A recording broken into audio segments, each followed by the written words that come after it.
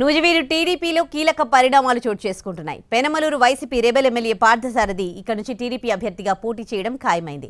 పార్టీలో చేరకముందే సారథి తొలి పర్యటన నూజివీడులో చేయడం సీనియర్ నేత ముద్దరబోయిన వర్గం వ్యతిరేకించడంతో రాజకీయాలు రంజుగా మారాయి. నూజివీడు టీడీపీ టికెట్పై క్లారిటీ వచ్చింది. పెనమలూరు వైసీపీ రెబెల్ ఎమ్మెల్యే పార్థసారథి నూజివీడులో ఎంట్రీ ఇచ్చారు. అధికారికంగా టీడీపీలో చేరినప్పటికీ ఇప్పటికే చంద్రబాబుతో సమావేశమై నూజివీడు టికెట్పై హామీ తీసుకుని నియోజకవర్గంలో పర్యటించారు పార్థసారథి.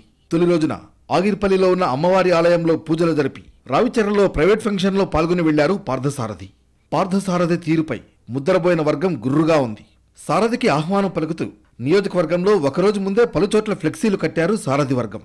ఆ ఫ్లెక్సీల్లో తొలుత సారథితో పాటు ముద్రబోయిన ఫోటోను వేసినప్పటికీ తర్వాత ముద్రబోయిన ఫోటో వరకు కట్ చేయడంతో వివాదం మొదలైంది.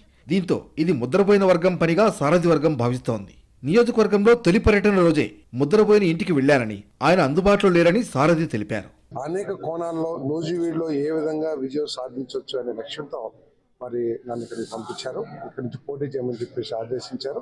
మరి ఇంతకుముందు పనిచేసిన వాళ్ళకి కొంత అసంతృప్తి లేకపోతే కొంత బాధ, కోపం ఉండటం సహజం. అది సో దాన్ని పూర్తిగా మనం అర్థం చేసుకోవాలి. తప్పకుండా వారితో మాట్లాడి వారికి కూడా పార్టీలో సముచిత స్థానం కలిగే విధంగా నా వంతు నేను కృషి చేసి వారితో కలిసి పనిచేయటమే కాకుండా మరి నియోజకవర్గంలో మనస్పర్ధలు ఉన్న ఎవరైనా సరే ఇదంతా కూడా ఒక కుటుంబం.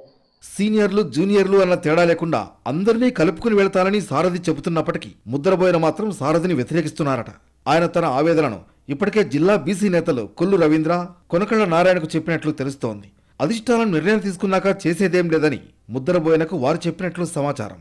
మరోవైపు ముద్రబోయినతో వైసీపీ కృష్ణా జిల్లా నేతలు టచ్లోకి వెళ్లినట్లు తెలుస్తోంది. ముద్రబోయినకు ఉమ్మడి జిల్లాలో ఎక్కడో ఒక చోటు నుంచి టికెట్ ఇస్తామని లేదా స్వతంత్ర అభ్యర్థిగా పోటీ చేస్తే సహకరిస్తామని చెబుతున్నట్లు లోకల్ టాక్.